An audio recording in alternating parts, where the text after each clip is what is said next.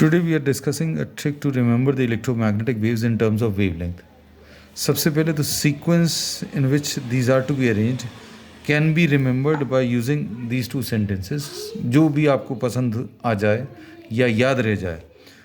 Rich man in London used extra gold. Rich man in London used extra gold.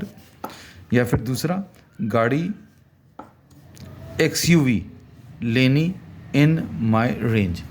This is how you can remember the sequence of the electromagnetic waves. अब wavelengths को याद रखने के लिए light या visible light का जो wavelength है वो भी आप याद रखनी पड़ेगी या याद रहती है मोस्ट ऑफ द स्टूडेंट्स को. 7 × 10⁻⁻7 मीटर से 4 × 10⁻⁻7 मीटर्स. अब ये वाली जो दूसरे नंबर पर वैल्यू लिखी हुई है वो यहाँ यूवी के लिए स्टार्टिंग वाला नंबर रहेगा 4 × 10⁻⁻7. अब ये 4 × 10⁻⁻7 से कहाँ 10⁻⁻9 तक. अब जो इसका दूसरा नंबर है वो पहला नंबर रहेगा एक्सरेज के लिए 10⁻⁻9 से 10⁻⁻12. और गामा रेज में भी बिल्कुल यही चीज़ 10⁻⁻12 से स्टार्ट करके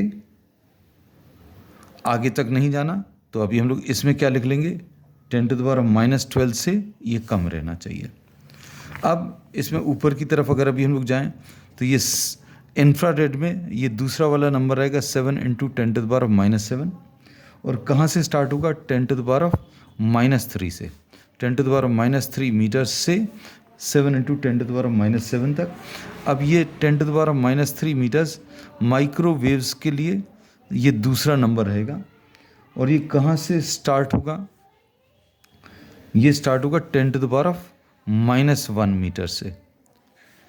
and for radio waves the wavelength should be greater than 10⁻⁻1 meters.